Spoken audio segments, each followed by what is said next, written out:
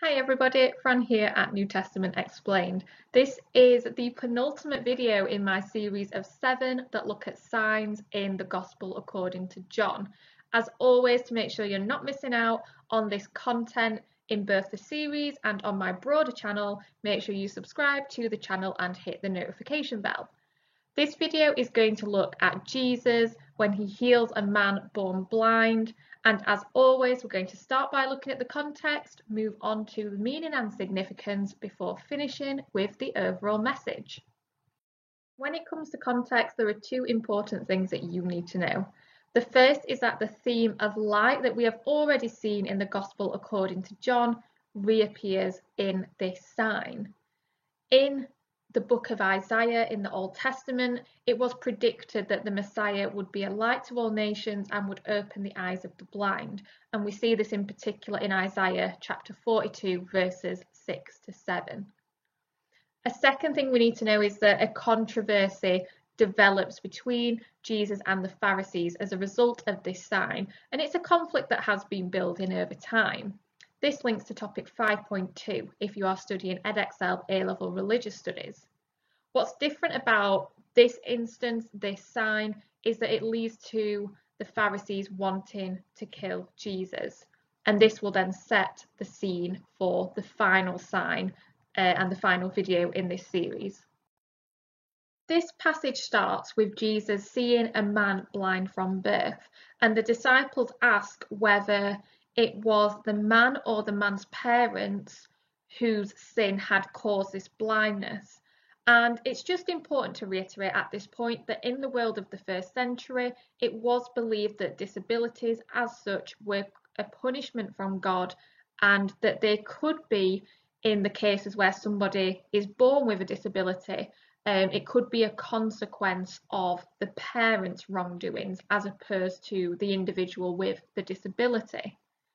What's interesting is that as this passage progresses, Jesus not only refutes both potential options and says neither this man or his parents, but adds into the mix that this was the case so that the work of God may be displayed in him.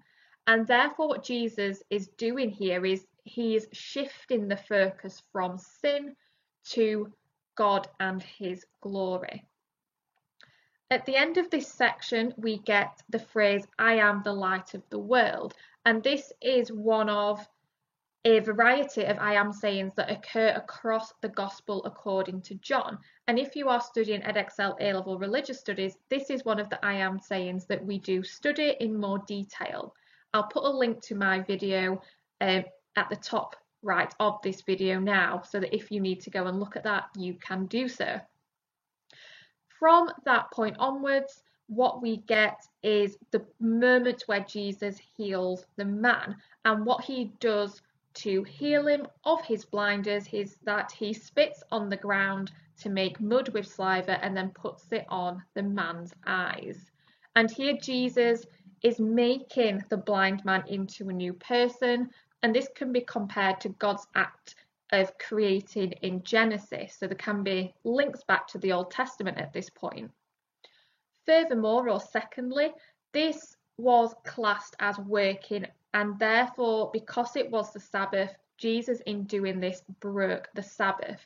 And it's this breaking of the Sabbath that leads to the Pharisees calling Jesus a sinner, and ultimately by the end of this passage calling for his death.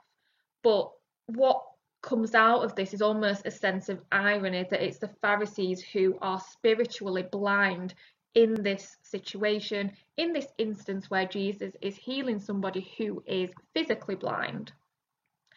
And then what we get at the end of this is a reference to the pool of Siloam, and this meant to be sent. Siloam means to send. The scholar Raymond E. Brown has commented that the pool stands for Jesus as he was sent by the Father, and that it can also be interpreted in a sacramental sense, that it can be seen as a reference to baptism.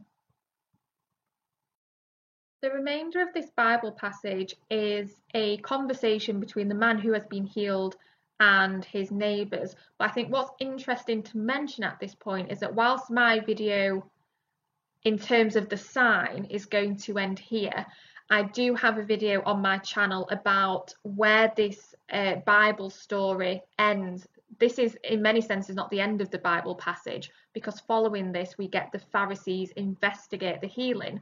So I'm going to put a link to that video. It should just appear in the top right now, so that you can continue to see the consequences of this healing, and in particular how it links to the topic of Jesus coming into conflict, which is especially relevant if you are studying Edexcel A-level religious studies.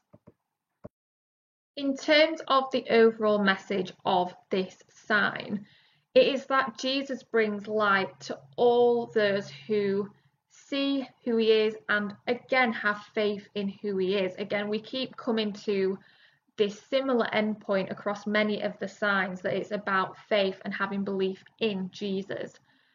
Spiritual blindness is not caused by sin, but by not having faith in Jesus. And that second sort of meaning comes out in particular in terms of how people around Jesus react to this incident. That then ends my penultimate video in this series. Please make sure, as always, that you're subscribed to make sure you don't miss out on any videos in this series, but also that you don't miss out on my broader videos concerning various areas of the New Testament. And as always, thank you for watching.